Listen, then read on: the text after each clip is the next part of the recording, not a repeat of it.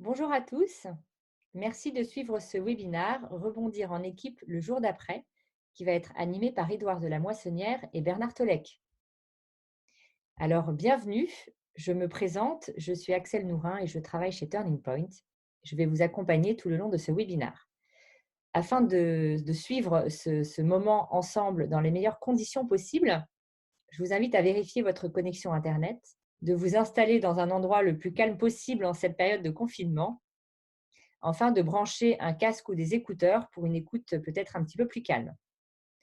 Alors, nous allons vous inviter à participer à ce webinaire de deux manières différentes en utilisant les icônes qui se trouvent en bas de votre écran Zoom. Donc, vous avez l'icône Converser. Vous pouvez cliquer dessus. Cela ouvre une boîte de dialogue avec un fil de conversation qui est déjà bien entamé par beaucoup de personnes depuis le début du webinaire. Donc, je vous invite à faire glisser cette fenêtre sur le côté de votre écran et à la conserver. Ça vous permet d'interagir voilà, au fur et à mesure du webinaire. Et puis également, vous avez l'icône Q&R en bas de votre écran, donc questions et réponses. Donc, vous pouvez noter vos questions à cet endroit pour le moment que nous allons avoir de temps de questions et réponses en fin de webinaire. Voilà, Édouard et Bernard, c'est à vous. Alors bonjour, je suis Édouard de la Moissonnière, associé et cofondateur de Turning Point, coach de dirigeants. Et Bernard Tolec, coach de dirigeants également et directeur de la transformation positive. Alors dans ce contexte difficile que nous traversons tous, qui même est dramatique parfois pour certains d'entre nous, nous voudrions voir avec vous aujourd'hui comment rebondir en équipe le jour d'après. Mais pas n'importe comment, nous vous proposons de construire sur nos forces et d'identifier les opportunités qui sont là malgré tout dans cette crise. Alors, comme d'habitude, notre webinaire va se dérouler en deux temps. Dans un premier temps, qui va durer environ 30 minutes, Bernard et moi, nous allons vous donner quelques clés pour que vous puissiez agir avec votre équipe pour préparer le rebond. Et puis, nous aurons 15 minutes de questions-réponses. Alors, l'exposé que nous allons faire avec Bernard va s'articuler autour de trois parties. La première, c'est finalement de quoi parle-t-on? Quand on parle de rebond, de quoi parle-t-on? Et pourquoi pensons-nous qu'il est important de traiter ce thème maintenant? Dans un deuxième temps, nous allons vous inviter à adopter un état d'esprit appréciatif dans cette situation difficile. Nous allons voir ce que ça signifie et rassurez-vous, ce n'est pas de l'optimisme béat. Et puis, comment on fait? Et puis enfin, nous vous proposerons une démarche pragmatique pour rebondir en équipe. Alors, de quoi parle-t-on et pourquoi? Alors, nous avons regardé, vous avez probablement vu au démarrage de notre présentation, cette vidéo qui est finalement très représentative de ce que c'est que ce rebond. Et nous avons toutefois regardé ce que le petit Larousse nous disait du rebond, donc il nous donne trois définitions que nous avons conservées. C'est d'abord faire un ou plusieurs bonds après avoir touché un autre corps. Là, en l'occurrence, dans la vidéo, ce sont ces hommes qui sont déséquilibrés et qui touchent le trampoline. Un autre élément, c'est prendre un élan nouveau après un arrêt passager. Et Dieu sait si l'arrêt dans lequel nous sommes est peut-être pas aussi passager que ça, mais très fort. Donc finalement, c'est comme dans un film, l'action à un moment du film rebondit. Et c'est également rétablir sa position après une période de difficulté. Donc rebondir, c'est repartir, d'abord personnellement et en équipe. Certains d'entre nous ont été touchés ou sont vraiment touchés actuellement par des situations extrêmement difficiles. Pour certains, c'est la situation économique qui est critique. Certains d'entre nous ont peut-être même vécu le deuil d'un proche. En tout cas, il est crucial d'accuser réception de ces difficultés. En pensant au rebond et surtout au jour d'après, nous avons pris ce visuel de ce film que vous avez probablement vu, qui est un film d'Emmerich qui date de 2004. Et donc, c'est un peu comme dans cette situation de ce film catastrophe où le jour d'après, tout s'arrête à un moment donné, tout se gèle. Et là, nous vous proposons d'être dans un moment de dégel. Donc, il s'agit de sortir pour rebondir. Alors, les webinars qui ont été précédemment réalisés par différentes personnes de nos équipes étaient plus axés sur les aspects individuels et aujourd'hui, nous allons traiter plus l'aspect collectif. Alors, quand nous parlons de collectif ou d'équipe, il faut prendre un collectif large. Vous êtes des personnes qui nous écoutez, qui sont dans des situations très différentes. Donc, le collectif, ça peut être un collectif professionnel, un collectif sportif, une collectivité, une association, une famille, donc un groupe d'hommes et de femmes qui ont une mission commune. Voilà. Donc, vous y êtes soit comme responsable ou soit comme membre. Donc, l'important et un des messages clés pour nous, c'est de ne pas traverser seul ce moment difficile. Donc, à chaque fois qu'on parlera d'équipe, cela voudra dire un collectif. Voilà, quand on va poser ces éléments-là, aidés par le petit Larousse, ce qui est important aussi, c'est de se dire, mais pour nous, qu'est-ce que ça veut dire de rebondir? Donc, nous allons vous inviter maintenant à répondre à cette question. Et Axel va vous guider. La question est la suivante. Rebondir en un mot, pour vous, c'est quoi? Oui, alors vous voyez à votre écran comment nous allons procéder. Je vous invite à prendre votre smartphone et aller sur Internet, taper menti.com, menti.com. On va vous demander un code d'accès qui est affiché à l'écran. C'est le 84 28 05. Et vous pouvez maintenant répondre à la question, rebondir en un mot pour vous, c'est quoi? Nous avons déjà des mots qui apparaissent. Énergie, sauter, nouveau départ, grandir. Je me penche un peu pour les lire. Renaître, réinventer, avancer, force, grandir, perspective, continuer différemment, élan, oser, repartir. Voilà, on a beaucoup de mots qui arrivent au fur et à mesure. Au-delà, nouveauté, gagner, faire la même chose, se redynamiser. Ça grandit sans cesse, Bernard. Tous les mots apparaissent dans tous les sens. Alors, Créativité. moi, ce qui me plaît bien, c'est que le mot oser, c'est un des mots que je préfère. L'audace et oser reste au milieu de l'écran et enfin pas désespérément, avec beaucoup d'espérance au milieu de l'écran. Donc, vous voyez, le rebond, c'est tout ce que vous avez dit. Et chacun va l'envisager selon à la fois sa propre personnalité, ses propres circonstances et ses propres enjeux. Donc, on va arrêter, on va figer et on vous en donnera une image. Voilà, merci pour ces contributions.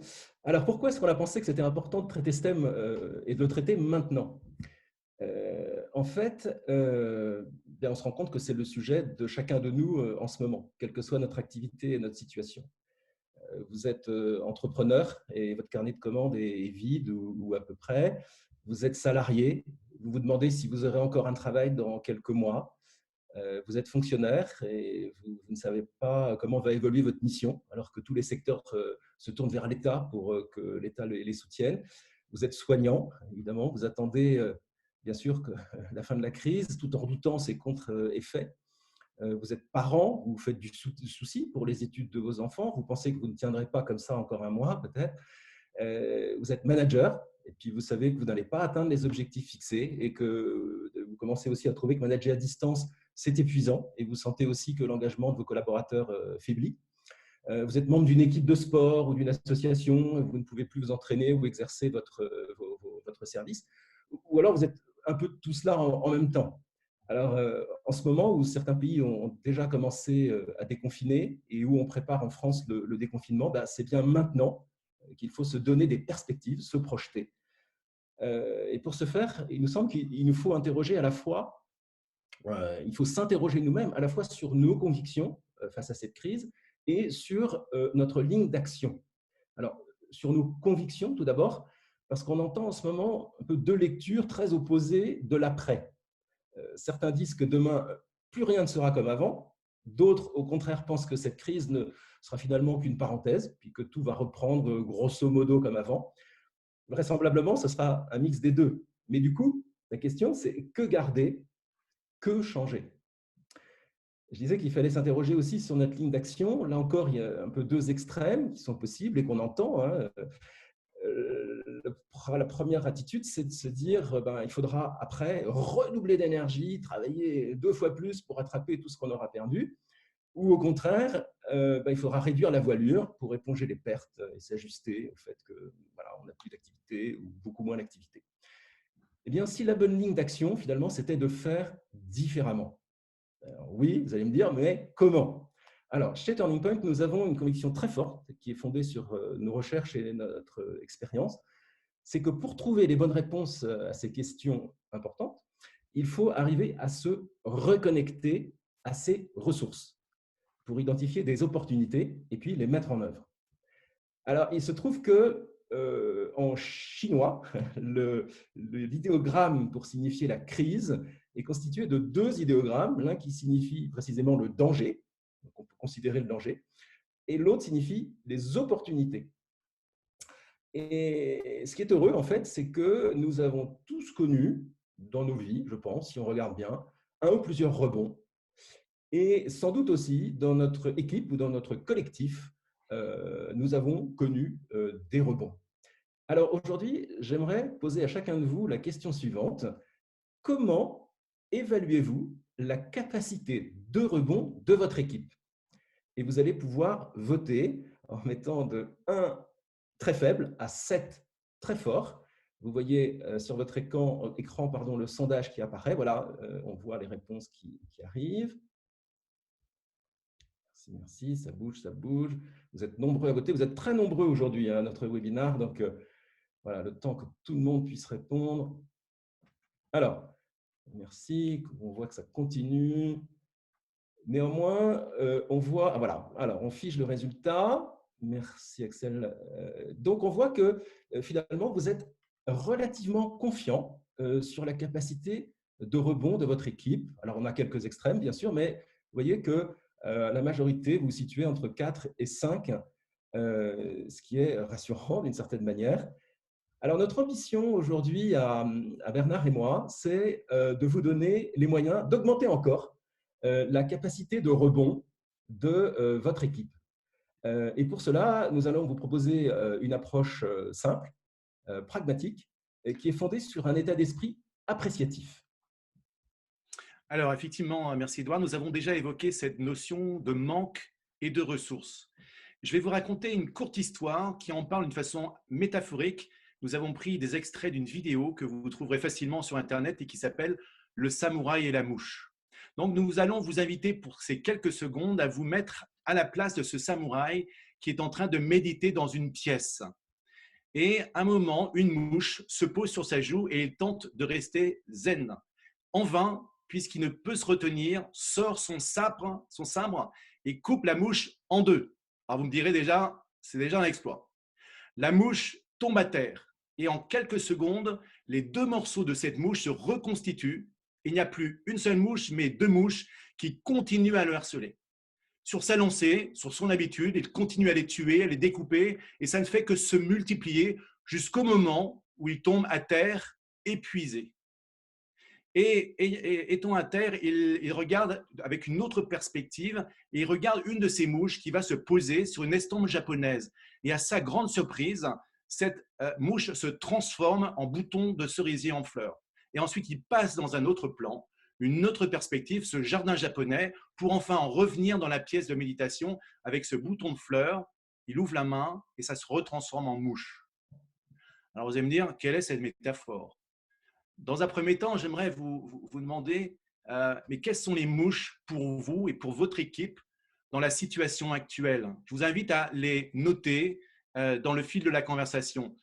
De façon métaphorique, ces mouches, ce sont des problèmes, les inquiétudes, les manques, les frustrations. Vous avez compris que plus on va les combattre, sans les accepter et sans les regarder d'une autre façon, plus ils vont se multiplier. Alors, je vous laisse quelques secondes pour penser à quelles sont vos mouches en ce moment. Et je vous invite à les mettre dans le fil de la conversation. Et si Axel, tu peux nous en lire quelques-unes avant qu'elles ne s'éloignent. Oui, alors je lis perte de sens, syndicat, la charge de travail, l'absence de transport, trouver du business, les plaintes des collaborateurs, la fatigue, la trésorerie, l'isolement, devoir tout faire, séparation, incertitude. Il y a beaucoup de choses qui arrivent, Bernard. Voilà. Alors, vous sentez probablement que vous êtes déjà en train de faire grandir vos mouches, vos points rouges, parce que moi, je le sens émotionnellement sur moi quand j'entends tous ces mots. Mais la bonne nouvelle, c'est que nous pouvons voir cette réalité différemment, même si les mouches sont présentes. Donc, l'image que vous voyez là sous les yeux, c'est que nous vivons dans cette réalité du quotidien. Et je pense que ce quotidien est encore plus rouge aujourd'hui. Alors, quels sont ces points rouges et ces points verts? Les points rouges, c'est l'équivalent des mouches que vous avez eu dans cet extrait vidéo. et le point vert, c'est ces fleurs de cerisier. Donc, si nous avons mis autant de rouge, c'est que selon l'Université de Michigan aux États-Unis, nous avons à peu près entre 60 000 et 80 000 pensées par jour. 95% d'entre elles sont répétitives et 80% d'entre elles sont négatives, donc rouges, et probablement encore plus aujourd'hui. Alors, même question, quels sont les points verts que vous voyez dans cette situation pour vous aujourd'hui? Je vous invite à nouveau à mettre quelques-unes de vos idées. Quelles sont vos ressources qui sont présentes là?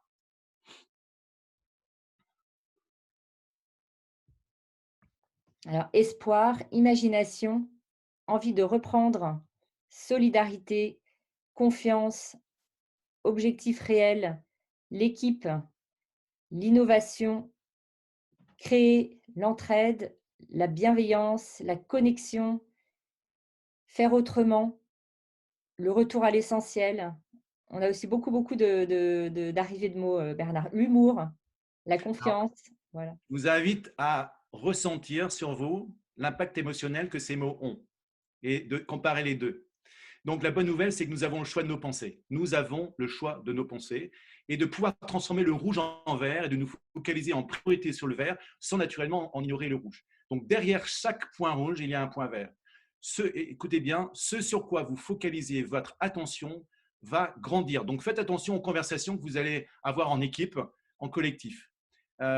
Récemment, un médecin sur un journal télévisé précisait que 99% des gens touchés malades du Covid sortent guéris.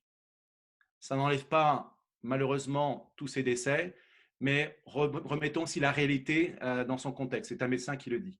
Donc, le rouge, finalement, c'est probablement un point de départ, mais ce n'est pas un point d'arrivée. Et donc, avec un petit trait d'humour et un petit jeu de mots, on a mis l'idée de, on n'évacue pas le rouge, mais on ne rentre pas dans l'impasse, on passe de l'impasse au bypass, on tourne à côté. Alors, comment faire? Et c'est la troisième partie de notre exposé maintenant, c'est quelle démarche pour rebondir? Et cette démarche que nous voulons vous proposer, elle est constituée de 4 temps. Dans un premier temps, on va vous inviter à identifier les ressources de votre équipe, symbolisées par les lettres R et E. Puis, les bonnes opportunités, identifiées par les lettres B et O, pour pouvoir prendre de nouvelles directions, ce sont les lettres N et D, et pour se donner des suites, et donc un plan d'action.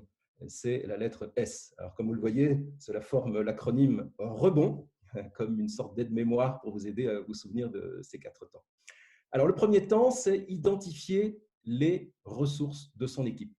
Les ressources, c'est l'ensemble de nos forces, de nos atouts, de nos talents, de nos compétences. Ce sont tous ces apprentissages réalisés à travers cette crise, notamment, ce qu'on a remarqué de soi, des autres, ce qui nous fait tenir dans cette situation incertaine, peut-être les nouvelles manières de faire qu'on a mis en place, et qu'on aimerait faire perdurer.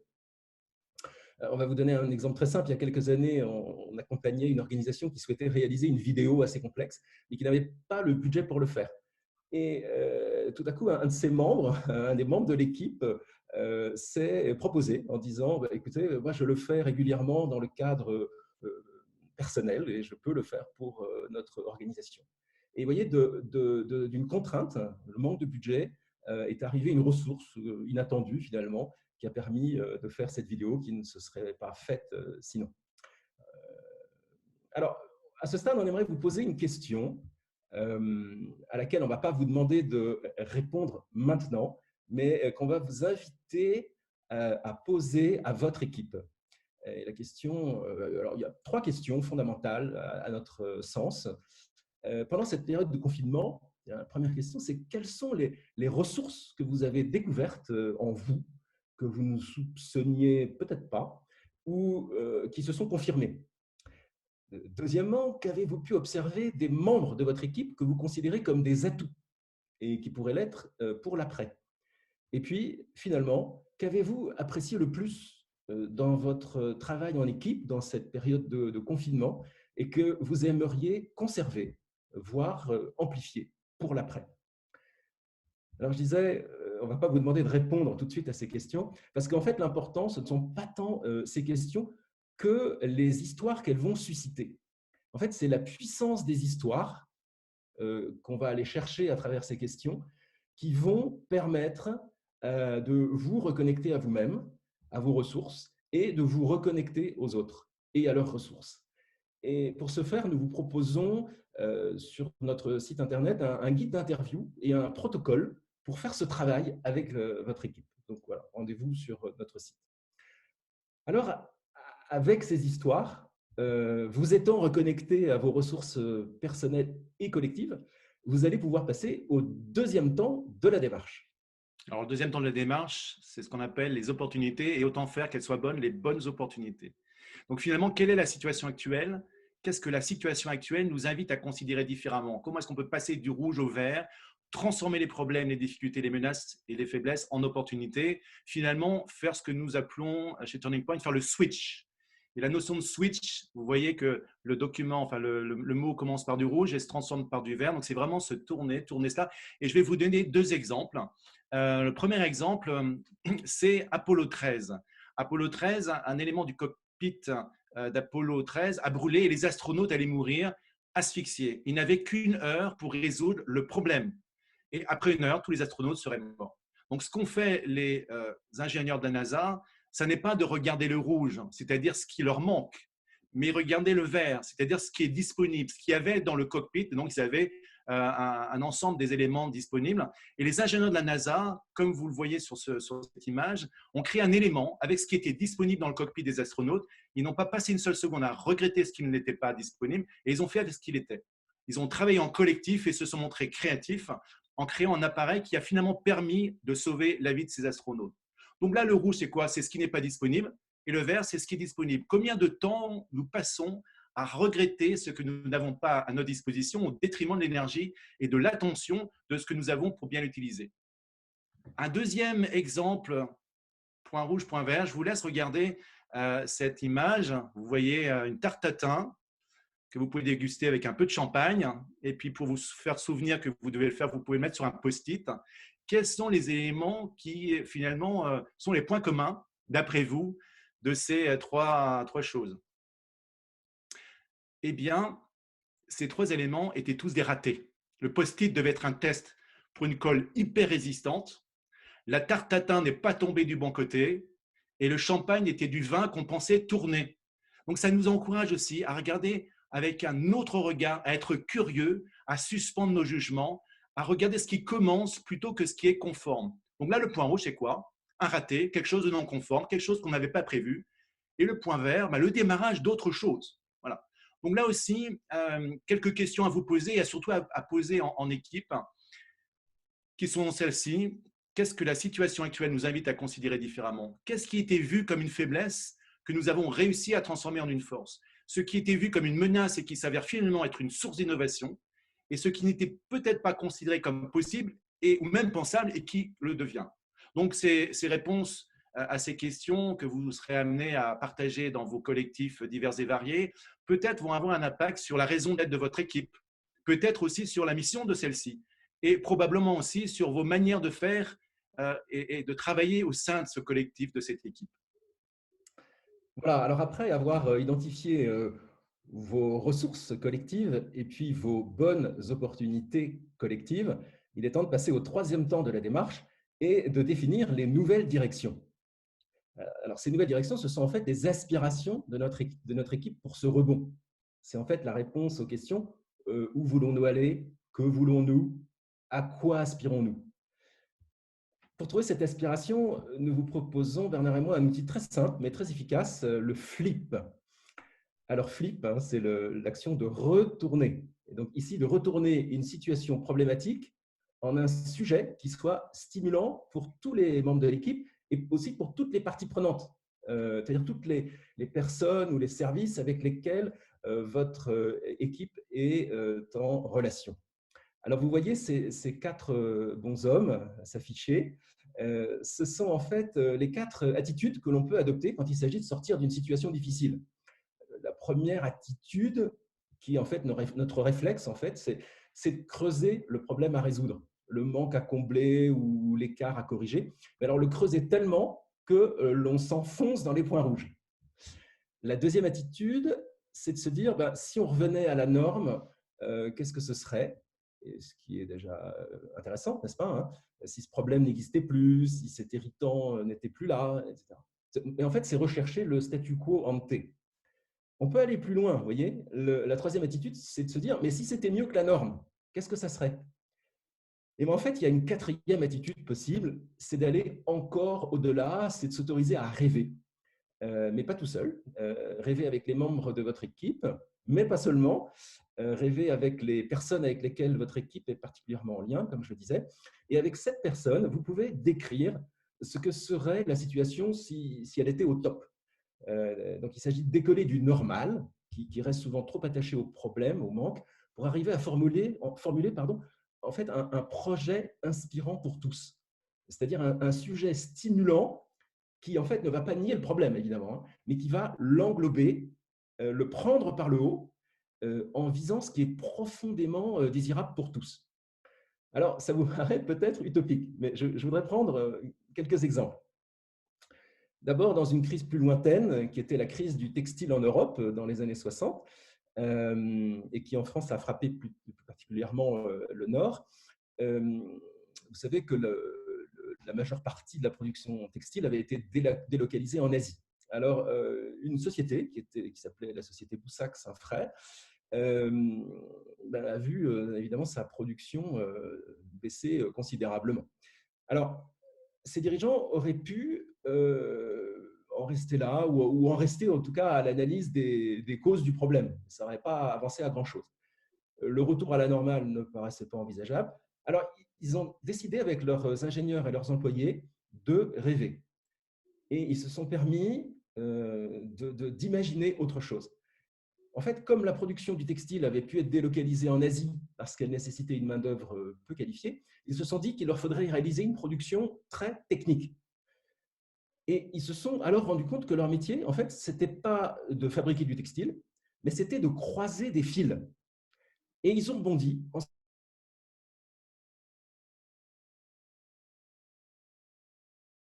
On pourrait prendre aussi d'autres exemples. Par exemple, la société Hermès. Vous savez que Hermès, c'est un sellier qui fournissait des selles pour les chevaux. Et au début du XXe siècle, évidemment, avec la production en masse d'automobiles, il n'y avait plus de chevaux et donc plus de selles. Alors, ils auraient pu en rester là aussi, mais ils ont rêvé et ils se sont dit que leur métier, c'était en fait le voyage. Et puis, nous savons ce qu'ils sont devenus.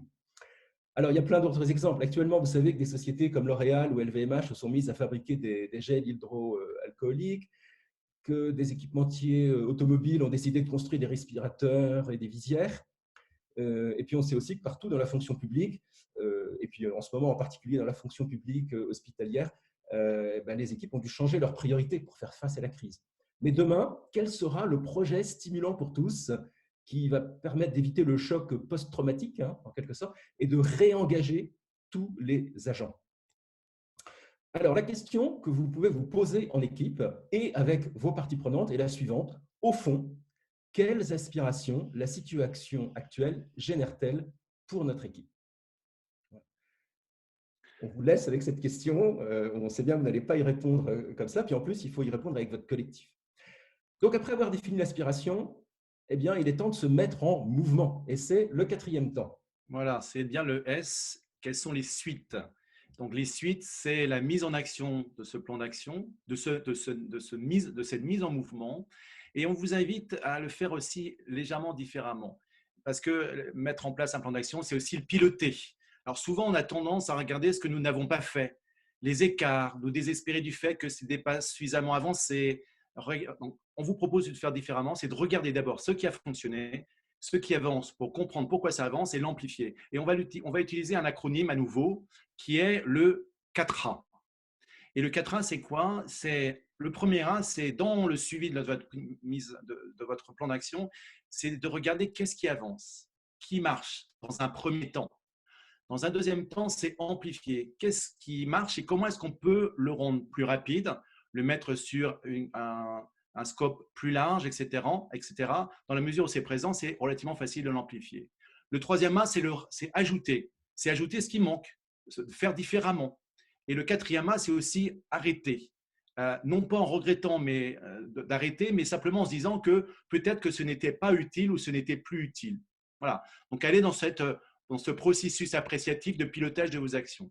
Alors, on vous invitera également à vous poser la question de la notion des petits pas. Quelles sont les 3 premières actions que vous pouvez mettre en œuvre pour avancer vers cette aspiration en bâtissant à la fois sur le meilleur de vos ressources, en embrassant les opportunités et en se projetant dans le meilleur de vos aspirations et des aspirations de votre équipe?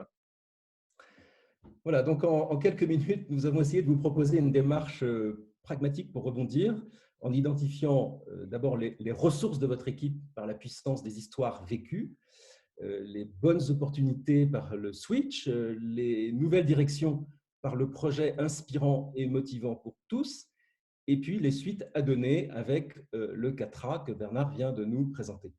Mais en fait, vous avez bien compris, plus encore, c'est un véritable changement d'état d'esprit auquel nous vous invitons. C'est considérer les points verts plutôt que les points rouges, les opportunités plutôt que les problèmes, ce qui marche plutôt que ce qui ne marche pas, ce qui existe plutôt que ce qui manque. Et en fait, même dans les situations qui semblent insolubles, parfois même désespérées, eh bien, il y a toujours un petit peu de verre quelque part. Voyez, et c'est comme une braise sur laquelle on va souffler pour faire repartir l'ensemble. Alors, ce n'est pas de l'optimisme béat, c'est du réalisme au contraire. C'est-à-dire regarder la réalité sous un autre point de vue. Alors, pour terminer, je voudrais citer ce vers du poète René Char que j'affectionne particulièrement. L'essentiel est sans cesse menacé par l'insignifiant. Et je crois que profondément, cette crise nous invite à émonder ce qui est finalement insignifiant et qui en fait nous encombre pour nous permettre de nous centrer sur l'essentiel. Et nous serons alors libérés d'un grand poids psychologique et sans doute beaucoup plus léger pour rebondir. Voilà. Merci de votre attention. Place maintenant à vos questions. Merci Édouard et Bernard. Nous avons plusieurs questions effectivement qui sont arrivées. Alors je commence avec que signifie état d'esprit appréciatif? Alors, le mot appréciatif est issu d'une démarche qu'on appelle en anglais Appreciative Inquiry, en français démarche appréciative.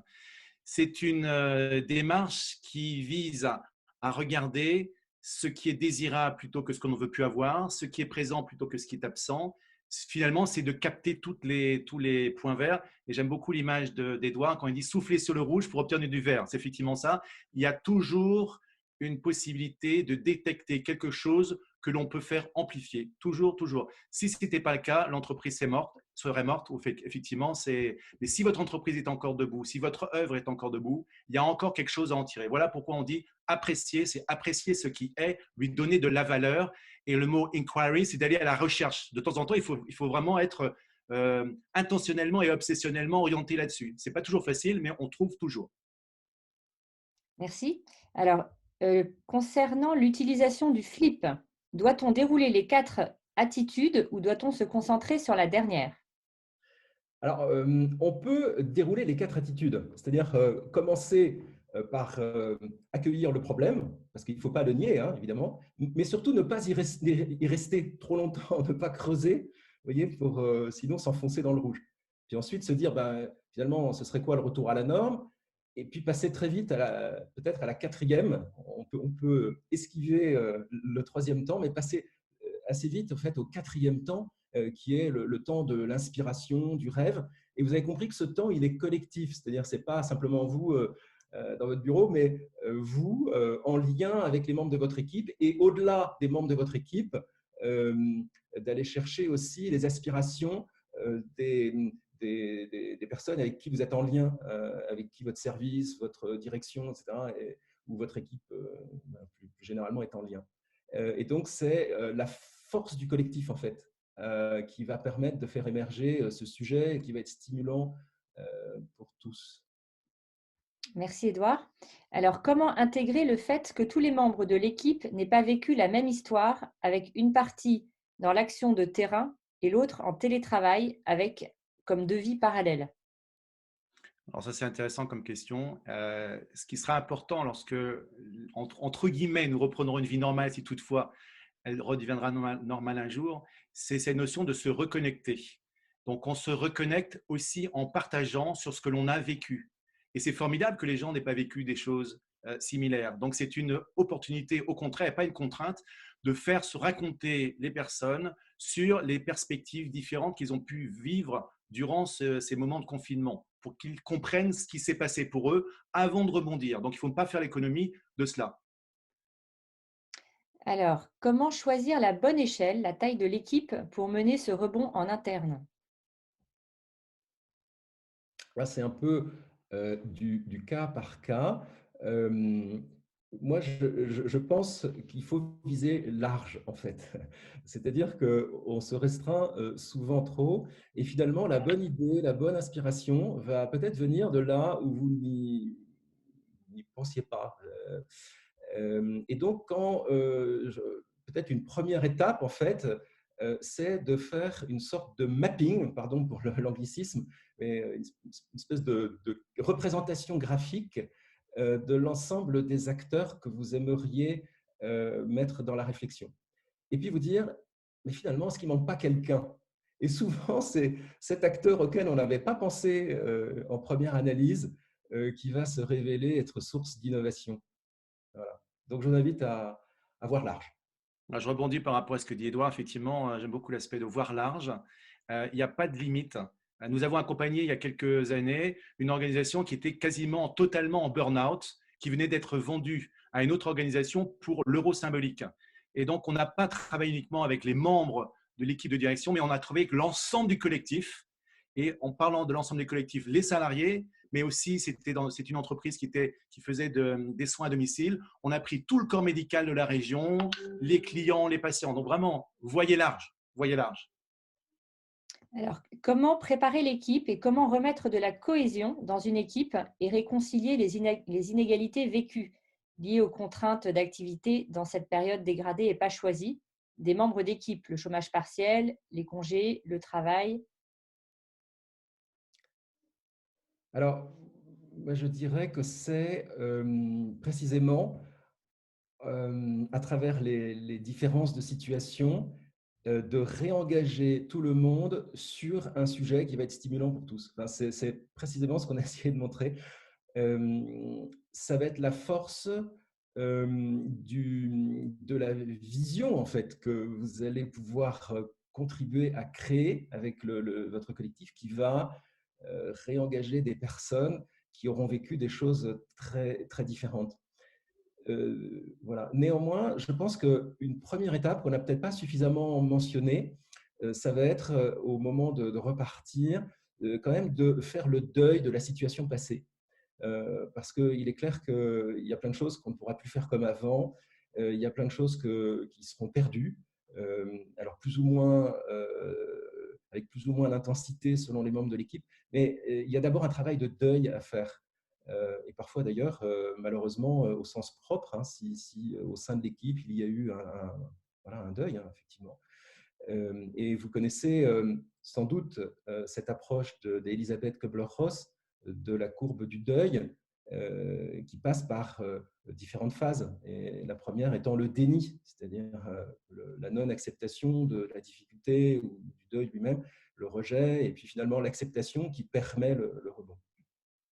Oui, ça répond en fait à beaucoup de questions, Édouard. Merci pour ça, par rapport à se retrouver ensemble, à comment repartir.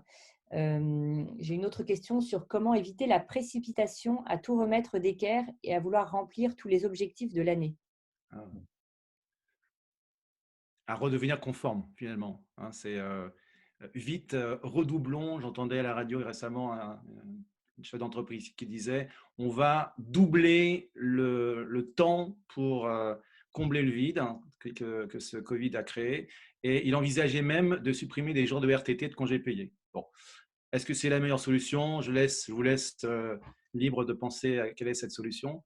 Donc, je dirais, si vous vous précipitez, vous allez vous précipiter un peu dans l'abysse. Donc, prenez le temps. Qu'est-ce qui est possible de prendre, mais ne rentrez pas immédiatement sur qu'est-ce qu'il faut faire, comment est-ce qu'il faut faire, où est-ce qu'on va, etc., etc. Là, vous risquez de créer une tension qui va encore plus comment dirais-je, déconnecter les gens les uns par rapport aux autres. Et en fait, c'est un temps de reconnexion dont on a besoin au départ. Parce que même si on reste lié à distance, on l'expérimente, hein, ça n'est pas le même lien. Et il y a, au moment où on pourra être déconfiné, eh bien, se retrouver, simplement échanger la manière dont chacun de nous avons vécu cette situation difficile. Enfin, vraiment, ça me paraît très, très important. En fait, pour se reconnecter les uns aux autres. Et une manière de le faire, hein, d'ailleurs, c'est la première étape de la démarche qu'on vous propose, c'est de vous amener à vous interroger les uns les autres, à vous questionner, vous interviewer même sur la manière dont vous avez vécu cette crise, ce qui a été difficile, mais aussi ce que vous avez trouvé comme ressource en vous pour la surmonter. C'est la première étape finalement de notre démarche de rebond. Oui, ça répond aussi à beaucoup de questions sur l'accueil des émotions, sur comment accompagner cette équipe qui s'est tendue avec des tensions, de l'animosité. C'est effectivement faire acte de vulnérabilité. Et si vous êtes le responsable d'une équipe, hein, je pense que c'est aussi montrer, entre guillemets, l'exemple, ouvrir cette porte de la vulnérabilité en disant que sur un certain nombre de choses, ça a été difficile aussi pour vous. Peut-être qu'il y a un certain nombre de choses que vous ne savez pas. C'est d'accueillir ça, c'est d'accueillir le rouge et le vert des émotions. Et surtout ne pas les nier. Voilà. Et de regarder aussi derrière ces émotions, qu'est-ce qu'il y a derrière? Une émotion qui serait de nature frustration, qu'est-ce qu'il y a derrière comme aspiration qui ne demande qu'à naître, etc. Merci. Alors on me demande aussi des livres, des documents, voilà, comment faire pour aller plus loin sur cette démarche, Bernard? Alors, on a pensé par rapport à notre expérience des autres webinaires, que cette question arrivait assez souvent. Alors, on vous a créé ce guide d'interview, ce protocole pour recenser les ressources de votre équipe qui se trouve sur le site internet de Turning Point. Et à la fin, vous verrez, nous vous avons mis quelques éléments qui sont à la fois des livres, un site internet, et puis aussi des propositions de formation qui sont les formations sur l'approche dont je parlais tout à l'heure. Et là, on vient de finaliser aussi un protocole que nous allons mettre en œuvre et qui va durer 3 heures pour faire vivre à une équipe ce rebond. Merci beaucoup, Édouard, et merci Bernard. C'est la fin de ce webinaire. Nous vous donnons rendez-vous la semaine prochaine pour le prochain événement, le Forum du monde d'après, le jeudi 30 avril à 14 heures, avec 2 intervenants, Bertrand Badré, ancien directeur général de la Banque mondiale et fondateur d'un fonds d'investissement responsable, et Pierre-Yves Gomez, économiste, professeur à l'EM Lyon, éditorialiste au Monde. Vous voyez à l'écran notre prochaine formation à l'Appreciative Inquiry en anglais qui sera 100% digitale, les 11, 13 et 15 mai et d'autres à venir. Vous retrouvez toutes ces informations sur notre site internet turningpoint-leadership.com avec de nombreux articles, des guides, des vidéos. Et vous pouvez également suivre notre actualité sur LinkedIn. Merci à tous. Merci Édouard et Bernard et nous vous souhaitons une très belle journée. Au revoir, merci. Au Bon revoir, courage. merci.